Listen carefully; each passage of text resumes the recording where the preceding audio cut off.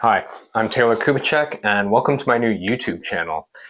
If you're here, you may already be familiar with my work. If not, here are a few images of paintings I've created through the years.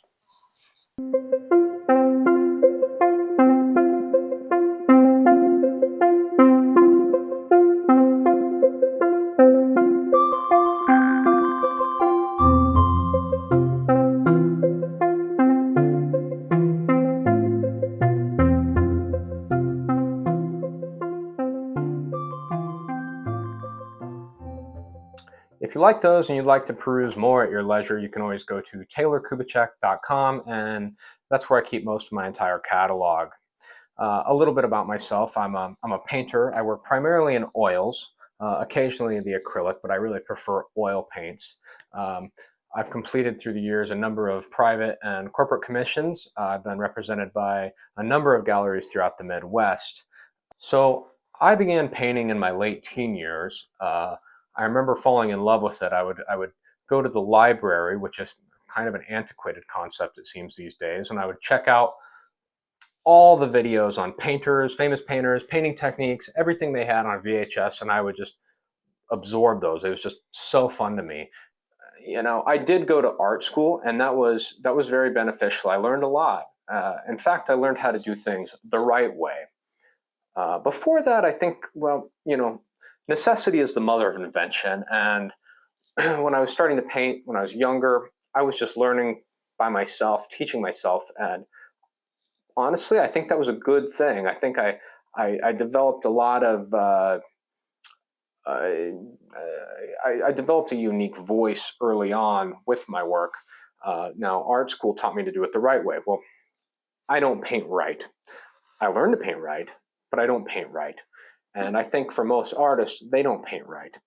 Good artists, anyways. So, as artists, when we deviate from our traditional methods of painting, or we just use bits and pieces of them, that's what then becomes a recognizable style that sets us apart from other painters. And I think there's a lot of painters like that. I certainly am. So, today, rather than start a new painting, I want to add the final element of a painting I've been working on for a little bit now. And I'm going to bring you along to do that. Well, here's a hint. This morning, I was making my coffee out of my cat mug, and my cat Tony was for some reason in my studio, and I'm wearing my cat hat. So, yeah, you guessed it. That's right, we're painting a cat. But the painting is a little more than a cat, and I think it's going to be a lot of fun, so let's go do some painting. And here we have it. The old beat up phone booth. Somebody's left a half-drank bottle of beer. Perched atop is Mr. Cat. Starting out here, doing the eyes because they're a far different color than the cat, because this cat, menacing as he is, he's going to be black. It's a lot easier to work around it with a dark color like black and just frame in these eyes and other features.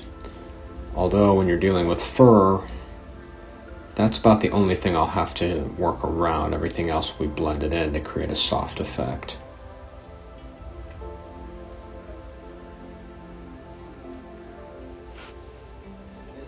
Highlights.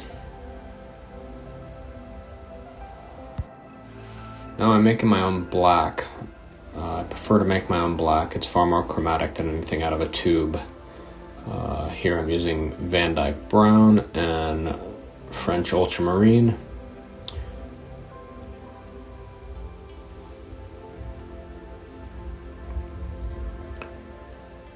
Working over my sketch, I'm putting the darkest areas in first, because like I said, the highlights, they'll actually be applied wet on wet to create a soft, sort of fuzzy appearance, because this isn't a hairless cat after all.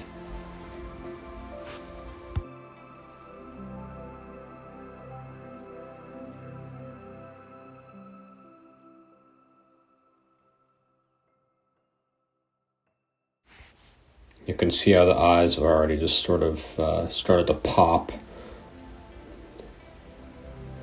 The variation in hue really pushes the eyes forward.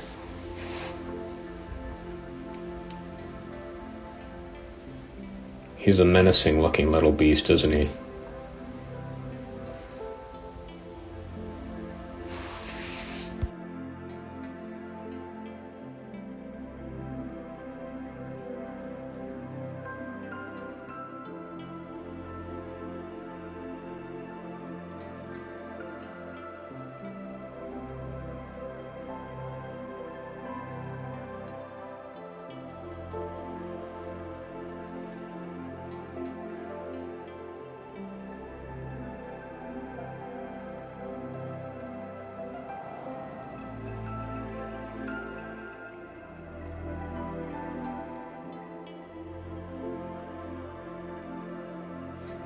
You can see here I've started to add highlights on the fur.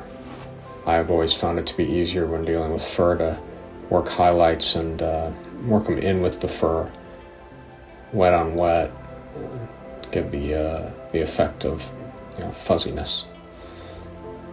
Yep, putting blue in because this is a very black cat, and they can sometimes have more of a sable appearance.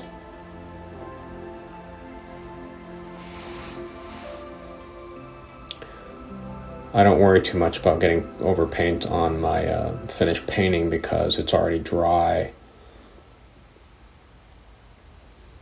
Just clean it right off with a rag.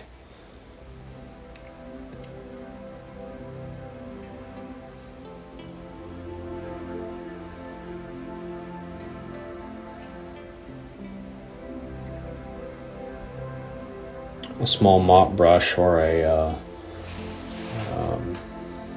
fan brush sometimes even works pretty well, but I prefer a mop brush or a blender to really push the colors in. This isn't how everyone does it, but this is how I do it.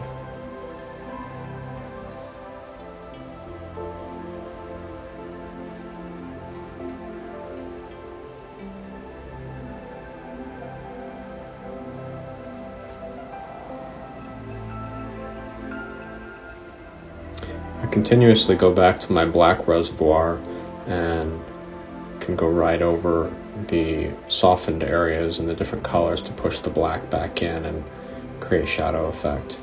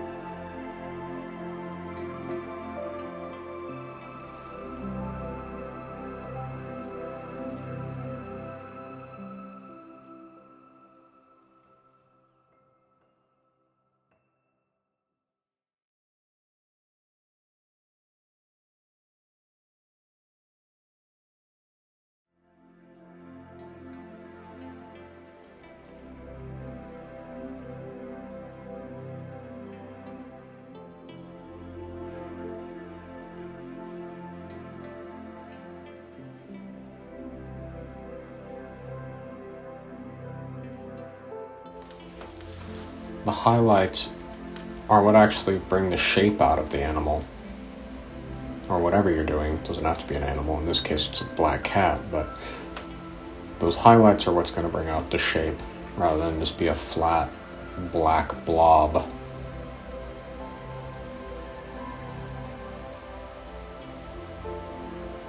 Going back to my black reservoir, pushing it back a little more blue.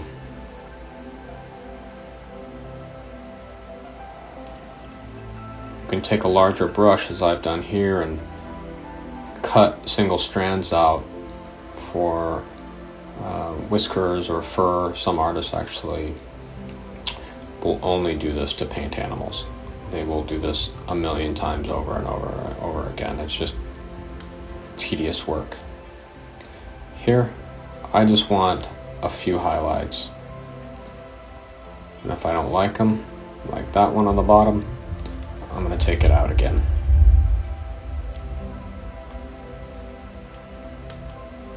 Clean up.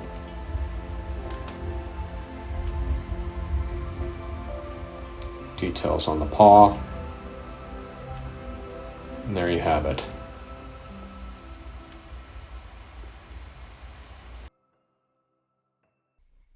Thanks for watching. If you have any questions for me, you can leave them in the comment section below.